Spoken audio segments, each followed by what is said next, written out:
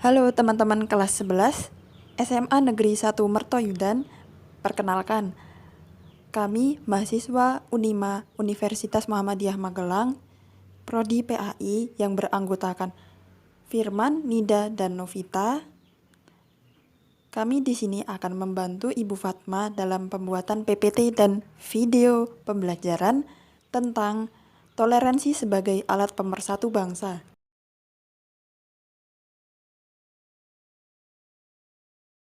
Teman-teman, apakah tahu apa itu toleransi? Jadi toleransi itu seperti sikap saling menghargai dan saling menghormati perbedaan di antara kita sehingga tercapai kesamaan sikap. Jadi tujuannya adalah membina kehidupan yang rukun, tertib, dan damai. Toleransi juga merupakan awal dari sikap menerima bahwa perbedaan bukanlah suatu hal yang salah. Justru perbedaan harus dihargai dan dimengerti sebagai kekayaan. Lalu apa itu perbedaan dan bagaimana kita mensikapi sehingga kita bisa mentoleransi?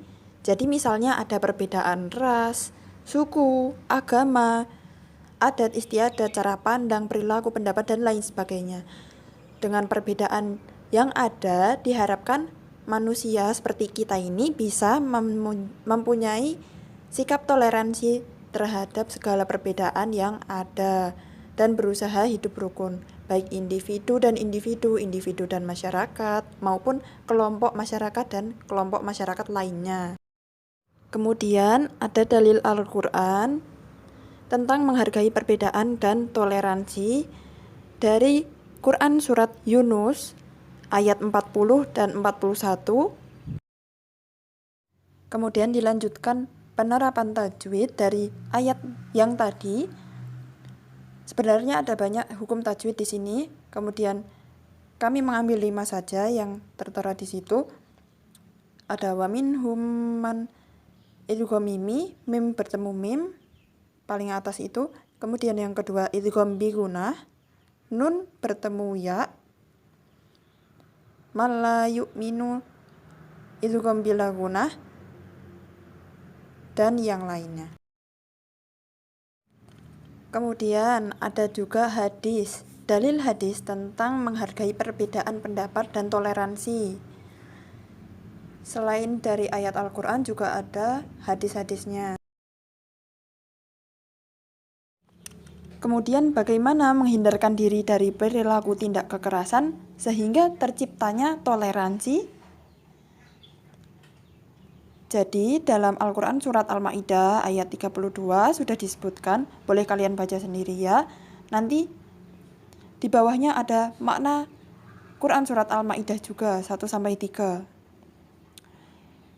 Kemudian ada beberapa pelajaran yang dapat dipetik dari surat ini. Yang pertama, nasib kehidupan manusia sepanjang sejarah memiliki kaitan dengan orang lain.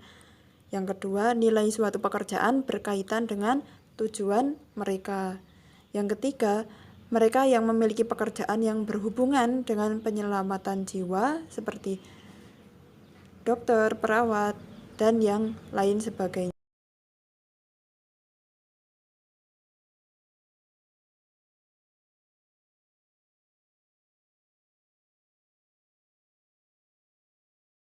Kemudian ada contoh perilaku toleransi menurut Islam.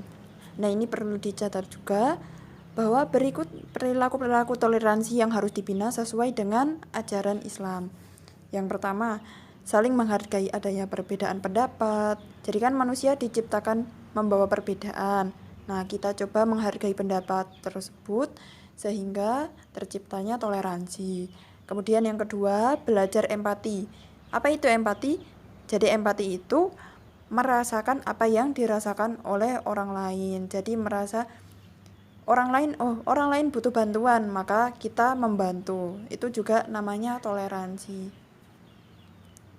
Kemudian yang ketiga, dalam pergaulan hidup bermasyarakat antar umat Islam dan agama yang lain atau non-Islam, hendaknya saling menghormati dan menghargai, serta boleh bekerja sama dalam urusan dunia. demi terwujudnya keamanan, ketertiban, kedamaian, dan kesejahteraan bersama. Loh, bagaimana kok boleh Bu menghargai dan menghormati non-Islam dan bekerja sama? Maksudnya bekerja sama itu dalam hal duniawi, misalkan mereka umat Hindu lagi nyepi nih, berarti umat yang lain selain Hindu jangan membuat kegaduhan seperti itu. Misalnya umat Islam lagi Idul Fitri atau lagi Ramadan, lagi puasa, berarti umat yang lain menghormati dengan cara tidak makan dan minum di tempat sembarangan di depan orang Islam. Begitu namanya saling menghormati dan menghargai.